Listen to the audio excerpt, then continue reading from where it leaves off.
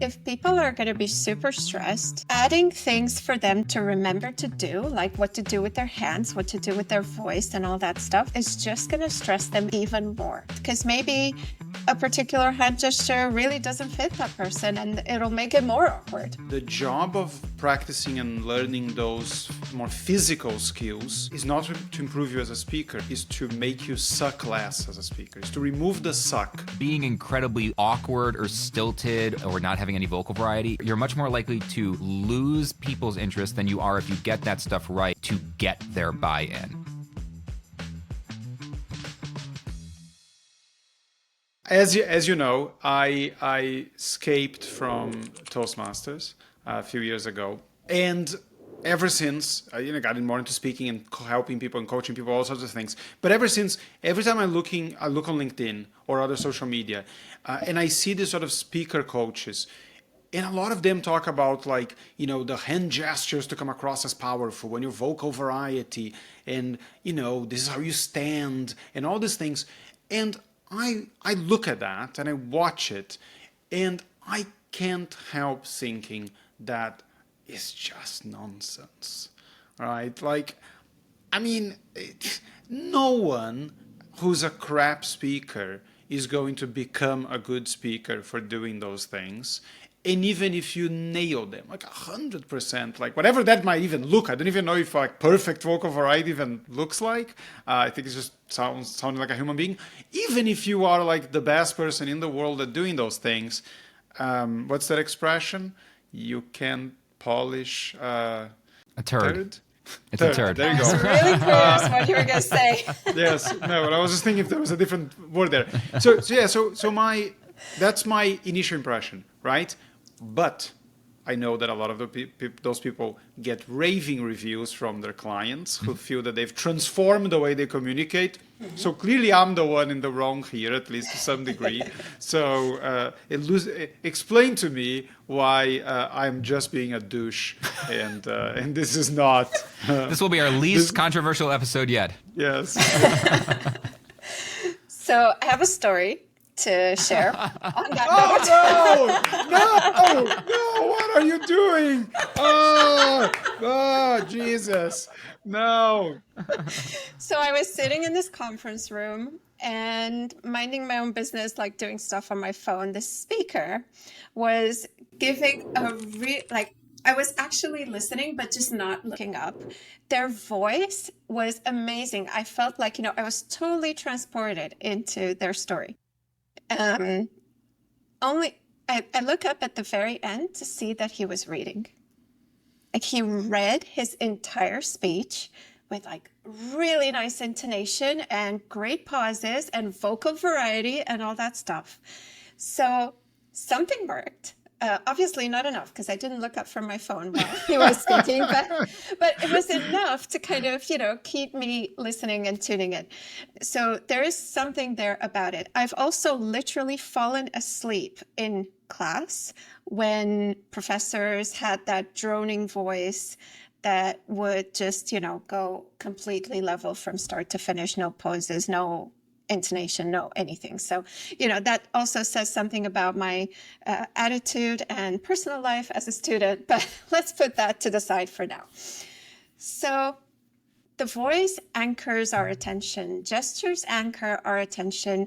Vanessa Van Edwards, who's a behavioral researcher, she has this study around the most successful, most viral TED and TEDx talks. And it turns out that they all include more than 400 hand gestures per 10 to 15 minute videos, right? That's it.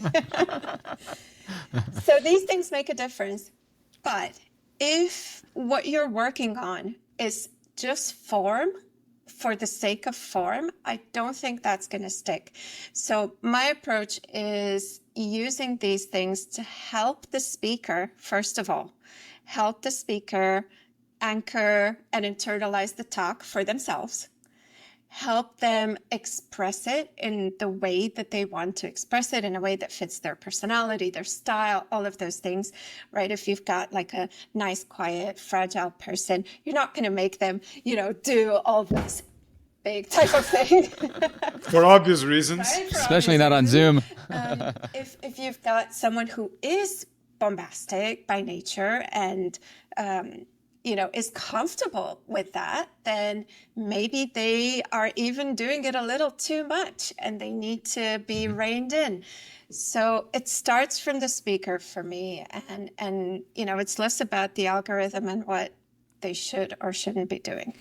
So, to me, I don't disagree with most of what you said there. I think to me that where people get this wrong is that the job of practicing and learning those more physical skills is not to improve you as a speaker, is to make you suck less as a speaker, is to remove the suck, right? I agree. So something that just came to mind was, if you can't stand up because you have a broken leg or whatever, crutches are great, right? They allow you to stand up, they will allow you to move around. But if you also use a chair. Yes, not to stand up. You're messing my metaphors. let me get to the end of them. But there comes a point where if you try running with the crutches or just doing anything else, it's like, why you can walk normally. Why are you running with crutches? Just weird, right? My 8-year-old had a friend over a few days ago, and the girl walked in with a crutch, and I'm like, should anything happen to her? Yeah, she hurt her leg. I was like, okay, fine. And then 10 minutes later, the girl was just walking around the house normally. And I'm like, hold on, what's going on here? And then the crutch came back on again. And I'm like, what the hell is going on here? It's like, oh, she just fences walking around with a crutch. I was like, what? That is just weird, right? And this is what these people are trying to do. Like, you can, like the hand gestures, your point, like 400 hand gestures. I guarantee, having never looked at that research, that what those hand gestures are not doing is miming the words that people are saying. Right. It's just like, right. And there's a difference too, and you got to be careful with research like that, right? Because what that tells us is the talks that are the most popular are ones with lots of hand gestures in them. It doesn't tell us that by doing lots of hand gestures you will have a popular talk. The logic's going the opposite direction. It's very much right. And so it's one of these, I think, to Francisco's point, like I obviously kind of agree with both of you right now, but it's like I also roll my eyes a lot at the purely whatever you would call that type of coaching. When you see speaker coach, which is why we don't use that term, and I got away from it years ago, why we use messaging consultant and private consultant for speakers, things like that. Speaker coaches tend to focus most of their effort on that: the hand gestures, the rise and fall of emotion, the vocal variety, all of these things, and staging, blocking, filler words. Yeah, getting rid of ums and ahs, as if Simon Sinek's not one of the top speakers in the world. He says 17 times every sentence, right? We know that getting rid of those is not required to be a top speaker. So I think that I do roll my eyes at that stuff, but there's obviously, I was an entertainer full-time for 10 years, and a lot of what I've learned in being successful as a speaker came from that. And I do know how to block, and I do know how to use hand gestures, and I do know how to be quote-unquote charismatic on stage. But if what I was talking about wasn't interesting or well put together, it would only make it about 5 minutes. They'd be interested or engaged with me for about 5 minutes, maybe less, maybe more. And then if I don't have anything interesting to say, or if I'm not making sense, or if the points aren't in the right order, or if it's not valuable to them, or it's not relevant to them, who cares? They're going to tune out anyway. Meanwhile, I have sat in the audience where somebody read, Joe, to your point, where somebody effectively read a 1-hour speech. Like, they got to a podium, they put it down, and they had worked on exactly the right words. I saw it was a philosophy conference once. There was a big name philosopher, which nobody here has heard of, that had flown in to give the keynote, and they read their 1-hour speech word for word. It was a work of philosophy, and it was gripping, and he just read it. Not a lot of vocal variety, but because the ideas were so engaging and they were relevant to me, and they made me think of things, and there were examples, I didn't need him to be like, blah, I didn't need him to do that. And so is he going to be a high paid keynote speaker like at like a normal like conference? Probably not. But that wasn't what he was trying to be. He was giving the opening talk at a philosophers convention. People do reading events, right? When people go on book tours, when they've published a book, they'll read like a little chapter of their book or poetry or whatever. So that's a thing.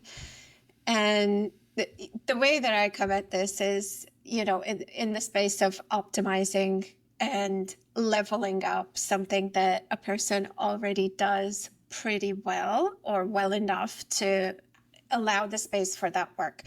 But also sometimes dealing with things like stage fright anxiety, or this idea we were talking about, these corporate contests earlier, where people need to manage up. So they need to be presentable at a different level from just having their concise ideas, because they won't get more than 5 or 10 minutes in that meeting anyway. So that forces them to work on their messaging.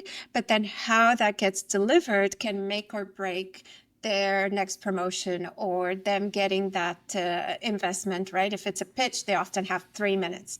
Yeah. And sure, I mean, there's still space for working on their structure, their content, the examples they use, and all that stuff. I think, though, to Francisco's earlier point, I think you're right, Joe. My guess is that 9 out of 10 times it breaks a performance more than it ever makes it. My guess is that by being incredibly awkward or stilted or dull or not having any vocal variety, you're much more likely to lose people's interest than you are if you get that stuff right to get their buy-in. It's like, do this in order to not accidentally, for no good reason, turn people off. And here's another thing. If people are going to be super stressed, adding things for them to do, to remember to do, like what to do with their hands, what to do with their voice and all that stuff, is just going to stress them even more. They have their content to remember on top of all that. That's the number one thing. They're going to be worried about saying everything in the right order. Now they also have to know what to do with their hands. Like, that's not the way to kind of add things to their to-do list, but rather in internalizing the talk or the message, right? Sometimes it's not a keynote. Sometimes it's a meeting that they need to do. Internalizing how they want to show up, like that would be the framework, and being able to embody that person. So it's, what part of your personality do you want to highlight in this context? And are you able to do that? Let's watch a recording of you doing this presentation.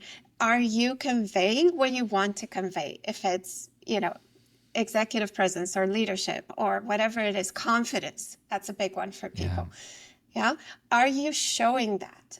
If not, let's see, where are the gaps and what do you feel comfortable with? Because maybe a particular hand gesture really doesn't fit that person and it'll make it more awkward, right? Or doing something with their voice and so on. So you need to experiment a little bit. I think that there is a spectrum of people in this particular context where with some people, they are naturally confident. They are people who express themselves reasonably well, but then you put them in a situation that we are calling speaking, and then a whole bunch of obstacles are created by their own psyche, and the person goes up on stage, whatever, physical or metaphorical, and all of a sudden they don't sound like themselves anymore.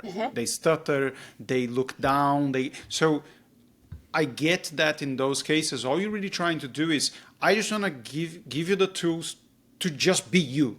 Like, when we just remove these other things that are making you nervous so you can't be you. There will be people on the other side of the spectrum who are not confident, who are not, you either give them 10 years of therapy or you teach them how to walk straight up and talk in a slightly different, register or whatever, and then you can kind of fake those things until they start buying into themselves a little more. So, I see those two sides of it. Where I disagree is with the idea that there is something to be added by, once you sound like you or enough like a human being, stop. There doesn't need any more focus on there, because all that's going to happen is you're going to do this thing. And I heard this about Toastmasters, and it was the best example I've ever heard this. The guy was talking about competitions, and he said, you have to keep in mind that a Toastmaster speaking competition is like figure skating, right? They're judging you on the pirouettes, so you go and do the pirouettes, right? Yeah. But if you're just trying to skate from one place to another, Right. you're not going to be jumping up in the air and spinning on one leg, because that would just be stupid. Right. You're just trying to get from A to B, right? Yeah. And that's what I think. I can almost get on board with that. Yeah. Brian, I see something on the tip of your tongue. I I'll give you I this just back. wanted to tag on that. We've worked with many speakers over the years who've been a part of the Speaker Slam world, which is this big North American kind of international inspirational speaking competition. And I've worked with speakers on those talks, and also I've judged many of those competitions and had them come over and become clients of ours. And the biggest quote unquote problem of the Speaker Slam setup, and I love what they do, but the problem is many of the people who go compete at Speaker Slam are hoping to become professional speakers, give keynotes and workshops in professional business context. And the judging criteria for Speaker Slam, in order to compete, to try to place in the competition, forces them into a bunch of the cosmetic stuff, aesthetic stuff, that and the story stuff in the same way. It forces them into a deep, open wound, vulnerable, everybody cries together type of storytelling that not only is not advisable, but actively doesn't work in most professional paid speaking contexts. And so, like you said about Toastmasters, Francisco, the arena in which you are trying to develop speaking skills matters a lot, which is why I would argue, bias noted, that the reason that us working with people on TEDx talks works so well for them to then go move on to the world of paid professional speaking is the framing around a TEDx talk encourages most of the behaviors as a speaker that are valuable in the world of paid professional speaking. The skills translate. We don't have to do anything weird. That's right. So let me tell you where I want to challenge what you said about speaking like yourself. First off, that means we have one self. There's this fixed self, and I'm stepping into that. I'm kind of figuring out how to step into that, and that's me. And I find that it's, it doesn't change from day to day, but I will not be equal to myself from day to day. I'll have better and worse days. And maybe, over an extended period of time, something in myself might change. People are not really fixed units. Also, I notice in my clients very often that they don't really know what that looks like. So becoming yourself, first of all, requires some trial and error, and seeing, actually that they think, oh, I'm really excited to be here today, but they're keeping a fully straight face. I've played videos on mute to so many speakers that I've worked with, and they say, oh my God, is that me? Especially in the startup space, if you see people pitching, they're really sometimes you see pain on people's faces because of the stress level, the stakes, and all that stuff. So first of all, be myself. Who is that? I don't really know. I need to figure that out. And maybe myself is a bit more elastic, a bit more fluid than this fixed concept. And maybe different parts of myself are appropriate and necessary in different types of speaking situations. So that's why I say, what part of yourself do you want to highlight for this particular thing? There's this theory in psychotherapy called internal family systems, where you look at the parts of the self, literally like different parts of the personality. And you can create a whole persona for a part of you. It doesn't mean that you're being inauthentic. It just means you're giving more space to that part of you at that time. What's Beyonce's thing? Sasha Fierce. Oh yeah, that's right. Well, just one point to clarify that. I would never tell someone be yourself, right? That's it's like when the sports masseuse tells me relax. Like, if I knew how to do it, I wouldn't be here. Just relax now. Am I bad at relaxing? You're tensing up. I'm doing relaxing wrong. Of course I'm tensing up. That's why I'm here. I think that part of that point of view comes from the thing that I hear most when when I have a great speaking gig or workshop or whatever, the thing that people will tell me as a compliment is, you just look so comfortable up there, right? And it's not like, it's not necessarily the mode I am in. I mean, I am kind of a one-track person, right? So the mode I'm in a barbecue is not terribly different than the mode I am in on stage, because it's the same type of humor, it's the same, whatever, right? But it's this, like, I don't look like I'm miserable there. Like, this is just, somebody just pushed me here and I have to present this thing. So, I fully buy into the whole different selves. I think what we think of someone's self, it's very context specific. Who you are when someone looks at you can feel really different and really on different levels of comfort from who you are when it's just you and your coach, right? Sure. And especially, that is something that was one of the starkest differences for me from going from the world of comedy magic to going to speaking, which is, in comedy magic, everything I do or say is supposed to elicit some kind of verbal or visual reaction from the audience. They're either their jaws are dropping, or they're going like this, or waving their arms, or they're laughing, or they're gasping. And then you go to speaking, and it's like, no, you could have 5, 6, 7, 8 minute long stretches where there's no verbal or visual reaction from the audience, and it doesn't mean you're failing. It might mean that they're right there with you, and they're following the argument, and they're thinking about how they're gonna interpret this. And I freaked out. Like, I was a seasoned entertainer. I'd been on stage my whole life, and the first year or two of speaking, I was always freaking out on stage, because I'm like, are they getting this? Do they not like me? Do they, right? Is this a big waste? Am I a fraud? Like, I had all that until I realized, no, I actually, Well. You How know, early in your career was this? and I was a little bit, right? But also, I was getting positive feedback after the presentations. People were like, that was really interesting. I would never have thought of it that way. And so I had to actually learn over time that my experience in my own body is not the same on stage, is not the same experience that the audience is having of watching me. I have to divorce those two things and be okay with the fact that those are different experiences.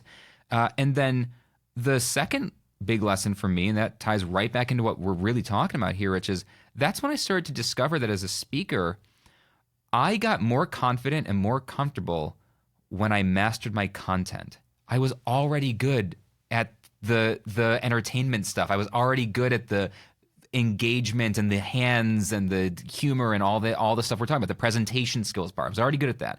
Where my confidence was lacking was, I didn't think I actually knew what the hell I was talking about. I didn't know if what I was saying was interesting, if they were the right points, if they were making sense. And after I finally figured out how to give a talk that was exactly the right ideas in the right order with the right stories at the right times, and that it was landing, then I was confident on stage. My confidence came from the content being right, not from my ability to present well. And so and as you know, I've been on that, like, I've been ringing that bell ever since, that I think, with the exception of the serious glossophobia, the serious, I don't know if we could call it pathological or a very, very serious fear of public speaking, which is a real thing. People have fear of spiders. I get it. But with the exception of that, I find that most of the presentation stuff works itself out when they're confident in the talk they're there to give. And in other words, they believe it's going to do the job that they're hoping the speech will do. If they're confident, because maybe they've spent 15 months working with us on an 8-minute talk, and even if they're getting their confidence from us, where it's going, no, this is it. These words exactly in this order. They're like, got it. And they can go up and do it. And they make their hand gestures and they smile appropriately, and they mostly are fine. Except for the very rare cases when they desperately need someone. I guess there's the test I always think of is, at what level of content all of these problems show up, right? Because if I say, Joe, can you just please just get up here and just tell us, where were you born, sort of what did you study after school, and what was your experience working in this job was in regards to this particular obvious thing. you get up there and you tell us, you go, oh, okay, I'm not so used to doing this. I was born here. And you just sound like a normal person who's perhaps a little shy of public speaking. Okay, that was fine. Now, if I start giving you something a little more complicated, asking for a little more of you, and now all of a sudden you're stuttering and you're getting clammed up. Now, I'm guessing that it's more of a problem of you don't know what to say, and that makes you nervous, and that gets reflected in all sorts of ways. But if you get up there for the very first thing and you 100% know it, and you're already incapable of doing it, sure, like that needs... Content is not going to fix that. Joe's got to come back. Here it comes. Joe's got to come back. Here it is. She's like gearing up her energy. So here's the thing. I'm really comfortable at talking about what I know. I'm really uncomfortable talking about myself. So I'm going to be much more shaky telling you where I was born and my favorite color compared to my subject, which I know inside out. I can go on for 3 whole days. Other people will find more comfort in the kind of the easier content level stuff. I get more nervous when I have friends in the room. Other people get support from that. So do I, for what it's worth. So do I. You? Thank you. Yeah. All right. I don't want anyone who knows me in the audience. My friends are horrible people. All of them. They're all. I don't want Francisco's friends in my audience especially. They don't appreciate my greatness. Why are you not laughing? I'm hilarious. If they were awful people, I would be more comfortable having them, to be honest. Yeah. So every time either of my parents had ever come to one of my magic shows, I was like, I appreciate that you want to be here. I need you to sit in the back corner in the dark where I cannot see you. You need to be somewhere. Because I need to forget you're here. Can't be the version of me that I am on stage when I see someone who knows who I really am or knows that stupid shit that I said when I was 8. I can't. It changes my own ability to see myself. So I'm totally with you. For me am I cool enough for my very closest people? So that's what goes on through my head. So the way that I would frame this is presence through voice, gestures, whatever, becomes tricky when the stress is high enough. So whatever that stress shapes up to be for, different people. So I think that's where we begin to see the awkwardness and things kind of not hanging well together. When you begin to be stressed, that's when your voice crackles. That's when you begin to be either really monotone or too loud or too slow or whatever. And that's also when you begin to be rigid in your body, so you don't make the gestures that you would naturally make otherwise. So that's where I always kind of start from there, because I know that that's the foundation for the whole thing. For the record, I don't think there's such a thing as too loud. I refuse to believe this is a problem. Nor does my son. Can have when speaking. All right, great. We solved it. They both matter. Neither matters. Sometimes one matters more than the other. Come hire us. All right. Nonsense. All nonsense. Whatever version of that you need, we've got them here in this room.